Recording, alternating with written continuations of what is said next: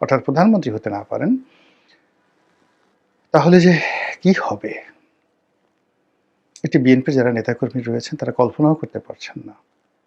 আসসালামু আলাইকুম রহমতুল্লাহি ওবরকাতুহু।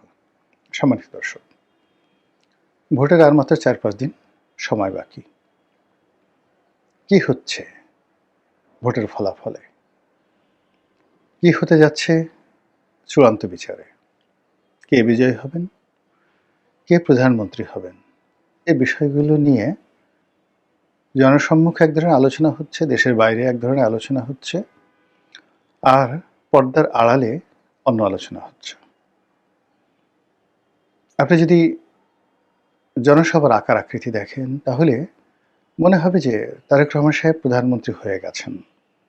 প্রচুর লোক তার জনসভাতে, তাকে রাষ্ট্রীয় প্রোটোকলের পাশাপাশি তার দলের নিয়োজিত যে সকল সিকিউরিটি কর্মকর্তা রয়েছেন, অ্যাজ ইট ইজ প্রধানমন্ত্রীর যারা নিরাপত্তা রক্ষায় দায়িত্বরত থাকেন তাদেরকে, মানে এসএসএফ, স্পেশাল সিকিউরিটি ফোর্স। তো স্পেশাল সিকিউরিটি ফোর্সের আদলে সেনাবাহিনীর অবসরপ্রাপ্ত সদস্যদেরকে নিয়ে সিএসএফ তৈরি করা হয়েছে। এটা অনেক আগে বেগম জিয়ার আমলে তৈরি করা হয়েছিল, বাট এই জমানাতে তারেক রহমানের জন্য যেটা তৈরি করা হয়েছে সেটি অনেক চৌকস, ভীষণ রকম চৌকস। দেখতে আপনি 19-20 মনে হবে না। সরকারের যে এসএসএফ ঠিক ওই রকম এসএসএফ, রক্ষা করেনি, করতে পারেনি সেই এসএসএফ, যাদেরকে পৃথিবীর সবচেয়ে সেরা মরণাস্ত্র দেওয়া হয়েছিল, তারা সেই অস্ত্র ফেলে তারপরে এসএসএফ এর পোশাক খুলে তারপরে দেয়াল টপকিয়ে তারা পালিয়ে গেছে। তারপর সেই অস্ত্র খোয়া গেছে, সেই অস্ত্র কাদের হাতে আছে এখন পর্যন্ত আমরা জানি না। ফলে যদি সেই একই নাম দিয়ে স্পেশাল সিকিউরিটি ফোর্স এসএসএফ নাম দিয়ে ভবিষ্যৎ প্রধানমন্ত্রী নিরাপত্তার জন্য সেই এসএসএফকে নিয়োগ করা হয় এবং ভবিষ্যৎ প্রধানমন্ত্রী যদি সেই এসএসএফ এর উপর নির্ভরশীল থাকেন এবং তাদের হাতে যদি আবার নতুন কোনো অস্ত্র দেওয়া হয়, তাহলে জুলাই আগস্টের মতো কোনো বিপ্লব লাগবে না, তার অর্ধেক কোনো বিপ্লব এলেই সেই এসএসএফকে খুঁজে পাওয়া যাবে কি না সেটা দেখতে হবে। এবং এটা সেনাবাহিনীরই একটা নিয়ম আছে যে যখন একটি কোনো বাহিনী ফেল করে, কোনো একটি বাহিনীতে মিউটিনি হয়, বিদ্রোহ হয়, তখন সেই বাহিনীটিকে ডিজলভ করে দিতে হয়। তো সেক্ষেত্রে এসএসএফ যে বাহিনীটি, এটি ডিজলভ করতে হবে। এর কারণ হলো এটি মূলত শেখ হাসিনার পতনের পর এটির কোনো কার্যকারিতা নেই, এটি সফল হয়নি, এটি ব্যর্থ হয়েছে। আর এই বাহিনীর যারা সদস্য, তাদের অস্ত্র কোথায়, গুলি কোথায়, গোলাবারুদ কোথায়, এই বিষয়গুলো নিয়ে নিঃসন্দেহে কোর্ট মার্শাল হচ্ছে বা হবে। একটা কথা আছে, খেলা আভি বাকি হায়, খেলা আভি বাকি হায়, এখনো খেলা বাকি আছে। নির্বাচনের যে 4-5 দিন সময় আছে, 4-5 দিনে অনেক কিছু ঘটে যেতে পারে।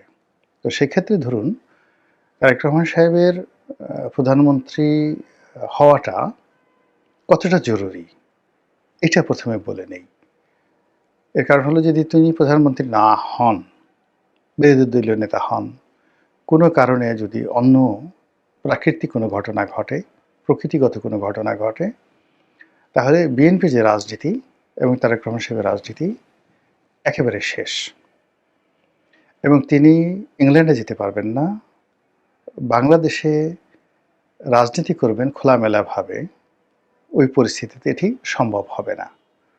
এবং এখন যারা তাকে মই দিয়ে গাছের উপরে উঠিয়ে দিয়েছে এবং তিনি যেভাবে হেলিকপ্টারে ঘুরে বেড়াচ্ছেন প্রধানমন্ত্রীর রূপে, যেভাবে তিনি বুলেট প্রুফ গাড়িতে ঘুরে বেড়াচ্ছেন এবং সেই এরশাদের মতো বা ইভেন তার পিতার মতো, তিনি যেখানে হেলিকপ্টারে যাবেন সেই হেলিকপ্টারে নামবেন ফরিদপুর, ফরিদপুর থেকে ধরুন বরিশাল যাবেন, বা বরিশালে নামবেন, বরিশাল থেকে ফরিদপুরে যাবেন।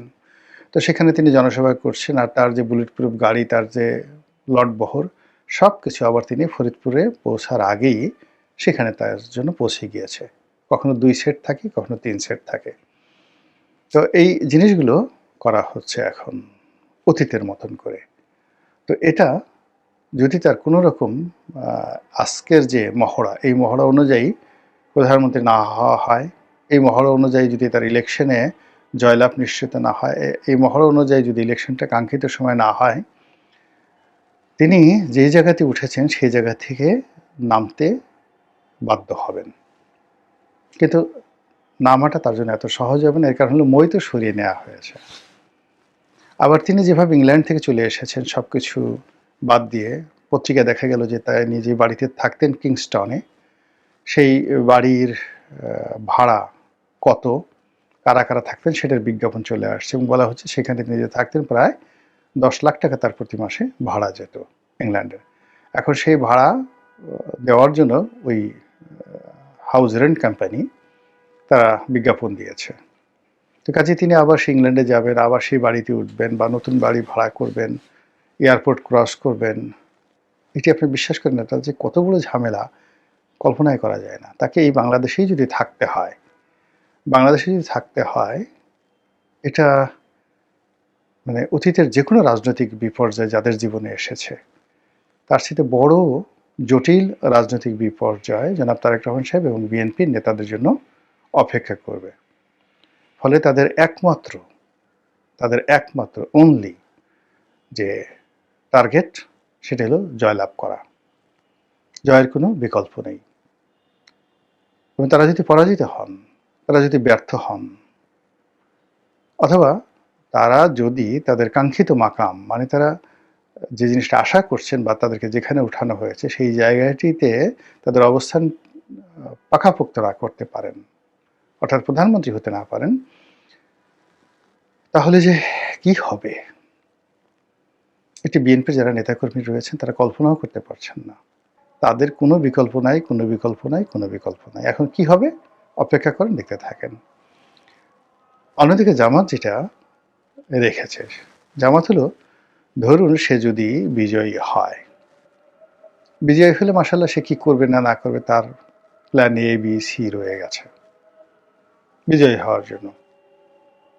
এবং সেক্ষেত্রে আমার কাছে যেটা মনে হচ্ছে যে জামাত যদি বিজয়ী হয় তাহলে জামাতের দ্বারা সবার আগে ক্ষতিগ্রস্ত হবে ডক্টর মোহাম্মদ ইউনূস। কেননা ডক্টর মোহাম্মদ ইউনূস জামাতকে বাদ দিয়ে তিনি এই বিএনপির সঙ্গে একটা নেগোসিয়েশন করেছেন। বিএনপি সেফ এক্সিটের একটা রাস্তা করে দিয়েছেন বা বিএনপির কাছে একটা সেফ এক্সিটের তিনি আশা করেছেন। এটা জামাত কোনোদিন ক্ষমা করবে না। এবং জামাতের একটা ঐতিহাসিক চরিত্র রয়েছে। জামাত অনেক বন্ধুকে ভুগিয়েছে ঠিকই, কিন্তু কোনো শত্রুকে কখনো ক্ষমা করেনি। কখনো কোনো শত্রুকে তারা ক্ষমা করেনি।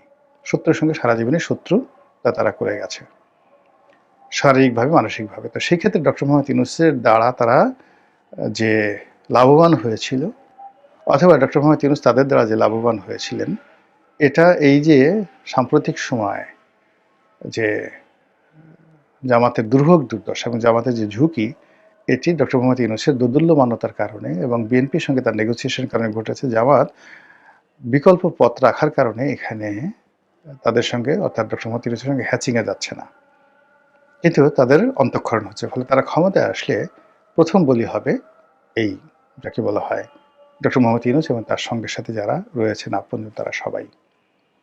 এবং এই কাজটি করার ফলে সঙ্গত কারণে আওয়ামী লীগের সঙ্গে তাদের একটা সারা বাংলাদেশের দহরম মহরম সম্পর্ক শুরু হয়ে যাবে এবং তাদের যে পলিটিক্যাল যে শেল্টার দরকার পথে প্রান্তরে দেশে মাঠে ময়দানে, সেটা তারা আওয়ামী লীগের মাধ্যমে পেয়ে যাবে। আর আওয়ামী লীগের যে অ্যাডমিনিস্ট্রেটিভ হেল্প দরকার সেটা জামাতের মাধ্যমে পেয়ে যাবে। এটা তাদের প্রথম বিকল্প। দ্বিতীয় বিকল্প হলো জামাত যদি মানে পরাজিত হয়, অর্থাৎ দ্বিতীয় বৃহত্তম দল হয়, এমনকি তৃতীয় বৃহত্তম দল হয়, তবুও তার জন্য কোনো সমস্যা হবে না। এই কারণ হলো তারা ধরে নিয়েছে যে সরকারটি হবে সেই সরকারটি সব দিক থেকে একটি দুর্বল সরকার। পার্লামেন্ট ঝুলন্ত, সরকার ঝুলন্ত, এবং জুলাই আগস্টের যে চার্টার তৈরি হবে সেই চার্টারের এগেনস্টে তারা মানে জামাত যেভাবে চাইবে এর বাইরে বিএনপির যাওয়ার খুব সম্ভাবনা কম আছে। সেক্ষেত্রে তারা আরও শক্তি অর্জন করতে পারবে এবং বিএনপিকে চিরতরে পঙ্গু করে দেওয়ার জন্য তাদের বিকল্প 2 নম্বর রাস্তাটি খোলা রয়েছে।